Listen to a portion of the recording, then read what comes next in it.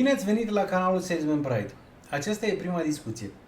Vreau să fac o serie de discuții cu oameni interesanți, care au experiențe interesante, cu lucruri care trebuie spuse și nu prea sunt spuse pe YouTube, așa că aș vrea să fiu primul pentru că concurența va apărea foarte repede. Tema discuției de azi este managementul cultural. Șocul cultural pe care îl au expații când vin în România. Șocul cultural pe care îl au românii când primești șef sau colegi lor subordonați străini. Discutăm cu Roxana, care are mare experiență în acest domeniu. Deci, care este experiența de Roxana în acest domeniu cultural? Bună ziua, Marian, și îți mulțumesc pentru invitație. Cursurile de limba română pentru străini le fac de peste 12 ani.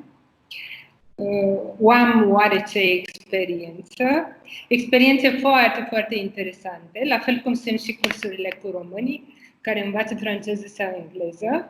Este adevărat că cei care învață română sunt diferite și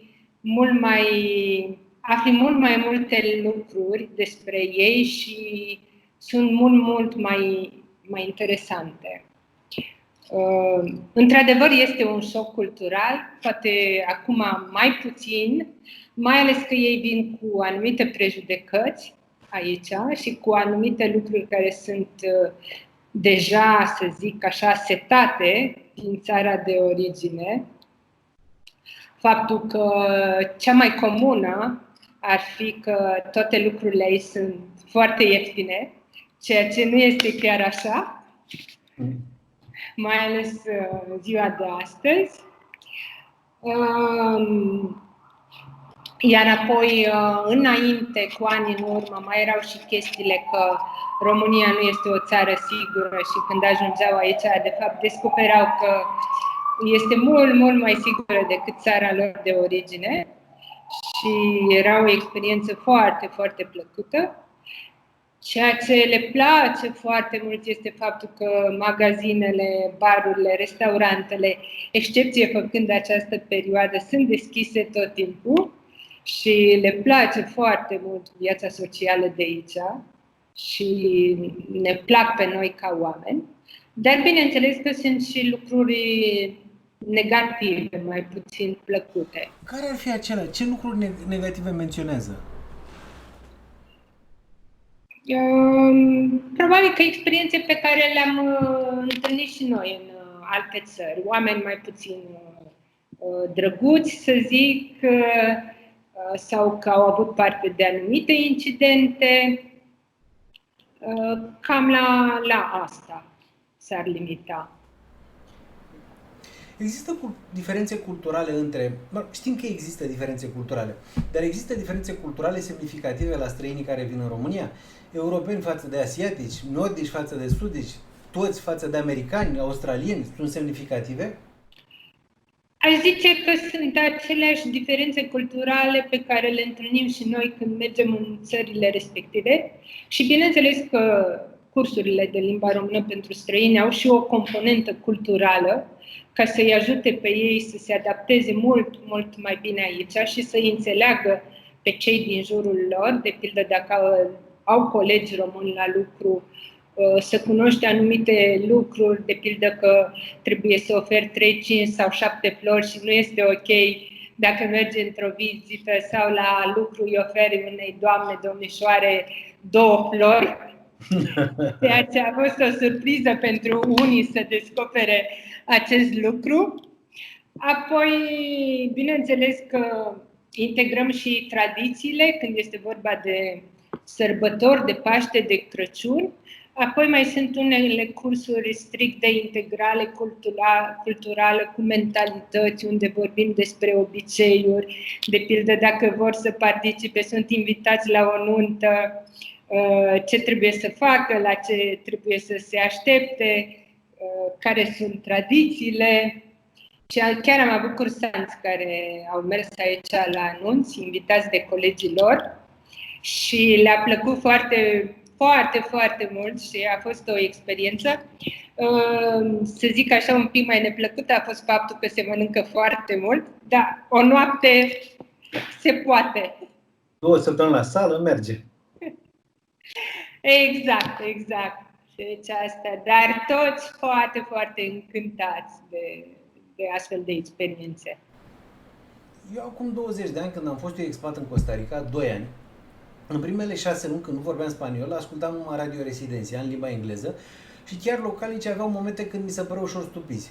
După 6 luni, când am început să vorbesc fluent limba spaniolă, n-am mai ascultat niciodată Radio Residencia. Ascultam numai posturi locale, numai muzică locală, mâncam numai mâncare locală și cred că după un an eram jumătate de costarican. Pentru mine, învățarea limbii a fost o conexiune incredibilă cu țara și cu poporul. Cum e adevărat, când vezi o limbă străină, este o poartă deschisă către o nouă cultură și te ajută limba cu obiceiurile locale pe care le integrezi dacă ești deschis, pentru că sunt și persoane care, deși stau de 10 ani în România sau poate mai mult, au rămas la fel de închiși.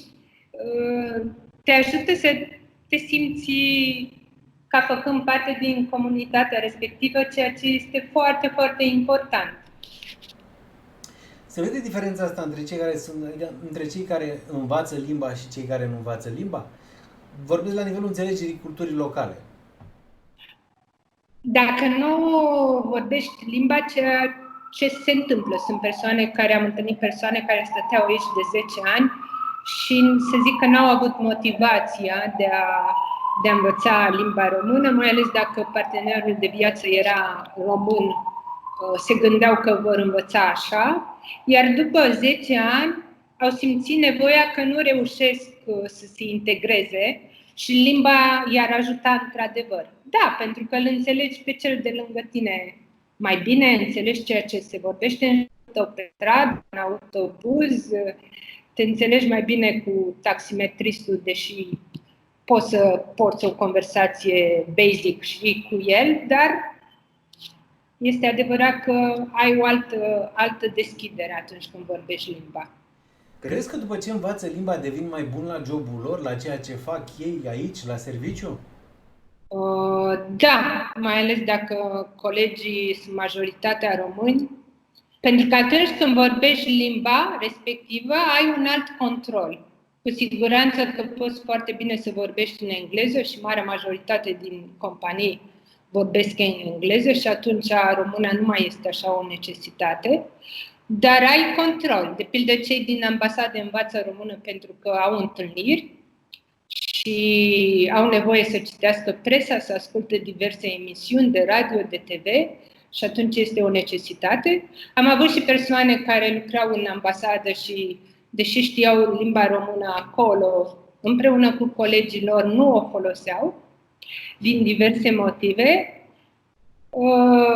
Am avut și persoane din, să zic, top management din anumite companii care și-au dorit să învețe limba română ca să se integreze mult, mult mai bine și în afara orelor de program să poată să iasă cu colegii sau un weekend, să petreacă un weekend cu ei. Și atunci acele persoane au simțit că știind limba română pot să înțeleagă mai bine, să se integreze mai bine și să îi privească diferit. Și bineînțeles că rezultatele se văd și în munca de zi cu zi. Ok. Ai și situația inversă? Adică ai cursanți români care învață engleză pentru că în companiile în care lucrează limba oficială este engleza? Cred că engleza este o necesitate, oriunde ar fi, fie aici, fie în altă parte. La noi, oricine, să zic așa, vorbește engleza, este adevărat că atunci când nevoia devine mai mare, atunci când ești numit pe o altă poziție. Și să zicem că tu în CV ai trecut că știi engleza la un nivel foarte bun, dar în realitate lucrurile nu stau chiar așa. Și atunci trebuie să faci un upgrade ca să nu te simți prost în fața celorlalți. Dar nu cred că am întâlnit o companie unde să se vorbească strict numai în engleză. De pildă am o companie, o bancă, care are sediul la Bruxelles și aici limbile folosite sunt franceză, engleză, deci mare majoritate știu franceză și engleză, dar au și română, au și ore obligatorii de limba română și toți care ajung să lucreze aici trebuie să învețe și limba română. Pentru că tot așa au întâlniri cu autoritățile române și acolo engleza nu este chiar limba cea mai folosită. Știi de cartea lui Gerd Hofstede, Managementul structurilor multiculturale? Din păcate nu. Uite, eu ți-o recomand. Și le recomand și celor care se uită la noi. Este o ediție veche, din 1991, eram student, aveam un curs la facultate, management comparat. Gerd Hofstede era angajat la IBM într-o perioadă în anii 70, când nu se discuta despre structurile multiculturale. Nu erau așa de multe, globalizarea nu ajunsese la nivelul de astăzi și el a făcut o categorisire a elementelor importante în managementul structurilor multiculturale care rezistă și azi. Probabil că dacă ne uităm pe graficele de acolo, s-au mai produs schimbări, nu foarte mari, nu cred că foarte mari, că nu se schimbă în câteva zeci de ani ceea ce e cimentat în cultură de mii de ani. Dar probabil că unele mici ajustări s-au făcut și vreau să spun că ceea ce trăiești tu, ceea ce am trăit toți lucrând cu străini, nu e ceva nou, e ceva studiat. Există o ramură care se ocupă de asta, managementul comparat care se ocupă de asta. Există și alți autori, începând cu acest deschizător de drumuri, Gerd Hofstede, și nu știu, mie mi se pare o disciplină fascinantă. Acesta este și motivul pentru care am vrut să vorbesc cu tine și să le povestim celor care se uită la canalul meu cum este să lucrezi cu mai multe culturi și cum este să construiești punți între culturi. Dacă întreb ceva legat de o situație amuzantă, îți vine în minte ceva legat de poveștile astea ale tale? Ador să lucrez cu ei și ador să descoper cultura lor și să descoper și limba lor. Așa am început să învăț olandeză, greacă, pentru că îmi plăcea să văd cuvintele, cum au migrat. Cred că cea mai interesantă experiență am avut-o cu un CEO al unei companii Pharma. Am lucrat, cred că aproape vreo 3 ani împreună și ceea ce mi s-a părut interesant, că în afară de că vrea să învețe limba română, pur și simplu ca să se integreze cultural, era din Africa de Sud, domnul, și să participe în timpul liber la activități împreună cu colegii lui. Ceea ce mi s-a părut foarte amuzant a fost faptul că el avea ore de limba română cu mine, oferite de către companie. Soția lui avea ore de limba română în privat cu altcineva. Ideea este că vreau să învețe română și se concurau unul pe altul pentru a nu fi înțeleși de copii. Copiii vorbeau engleză, olandeză și limba română era așa limba lor secretă.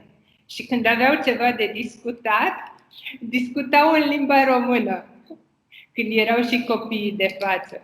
Și mi s-a părut o motivație foarte, foarte interesantă și deosebită. Asta până merg copiii la școală, că după ce merg copiii la școală le dau lecții. Da, mergeau la o școală americană, oricum, și probabil că aveau și colegi români, dar oricum, chiar dacă au colegi români la școală, nu sunt interesați să vorbească în română, chiar dacă se întâlnesc în timpul liber. Ei vorbesc tot engleză. Bineînțeles că culeg cuvinte și învață foarte repede. Exact așa i-am spus și eu. Spera să nu fie cazul. Nu erau foarte mari copii, unul era încă la grădiniță, celălalt era prin clasa a doua, deci, dar oricum, era posibil ca să fie înțeleși de copii. Și acum, la final, aș vrea să te întreb, care e oferta Cursupedia? Pentru că e important pentru cei care ne urmăresc și de ce să nu le dăm informația la dispoziție? Cursupedia este, îmi place să-l numesc eu, un butic lingvistic. Facem cursuri de limba română, engleză și franceză, limba română pentru străini. Ne adresăm adulților, persoane fizice sau companii, iar în momentul de față integrăm o nouă metodă. Este vorba despre Neuro-Language Coaching.